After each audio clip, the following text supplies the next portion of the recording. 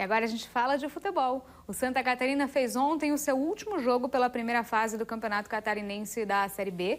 A equipe foi até a Serra Catarinense para enfrentar o Internacional em Lages e fechou essa etapa do campeonato do jeito que queria, na liderança da tabela. Jogo em Lages diante de bom público e valendo posições na tabela. As duas equipes tiveram bons momentos na partida. Nesse lance do time da casa, a bola passou pela zaga, mas o goleiro Kleber estava ligado e fez a defesa. Na cobrança de falta de Alan Lopes, o goleiro Renan do Inter também saiu bem.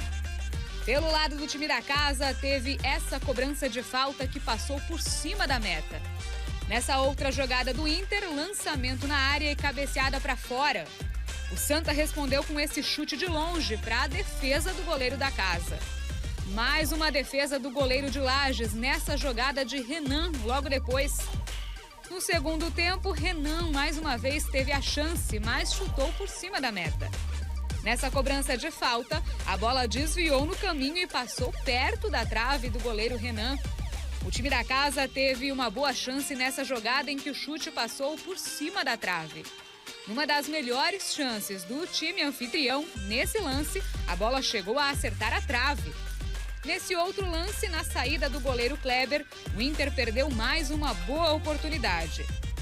Pelo lado do Santa, esse chute de Gui Nascimento passou pertinho. E teve ainda mais essa chance de Lages antes do apito final. Mas nada de rede balançando.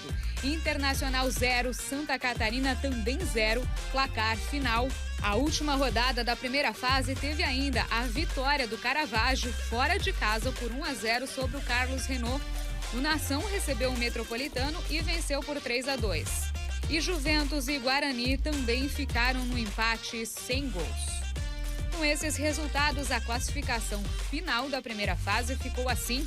Em primeiro, Santa Catarina com 16 pontos. Em segundo, Nação também com 16, mas perdendo nos critérios de desempate. O terceiro foi o Guarani com 15 pontos e, fechando o G4, o Juventus aparece com 11 pontos. Na quinta colocação ficou o Internacional também com 11 pontos. Em sexto, o Metropolitano com 7. Em sétimo, o Caravaggio também com 7 pontos. E fechando a lista de equipes classificadas para o mata-mata, em oitavo lugar, o Carlos Renault com 6 pontos. Em nono, com apenas 4 pontos conquistados, o Caçador foi o primeiro time rebaixado da Série B desse ano. As quartas de final acontecem já no próximo final de semana. Os jogos de ida ficaram assim. Em Brusque, o Carlos Renault recebe o Santa Catarina. O Caravaggio joga em casa contra o Nação. O Metropolitano recebe o Guarani. E em Lages, o Internacional enfrenta o Juventus de Jaraguá do Sul.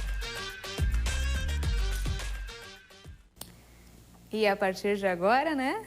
É uma emoção atrás da outra, né? Lembrando que daí o jogo de volta das quartas de final vai ser aqui no Alfredão no final de semana seguinte.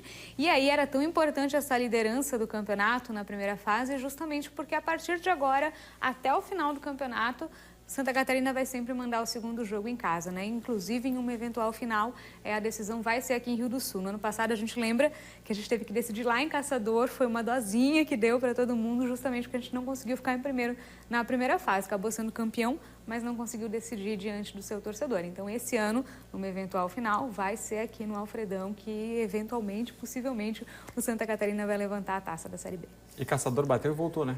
Exatamente, as duas pontas da tabela, né? Até curioso, os dois times que subiram da Série C do ano passado ficaram nas duas pontas da tabela. O Santa Catarina na de cima e o Caçador na de baixo, voltando então para a Série C do Campeonato Catarinense.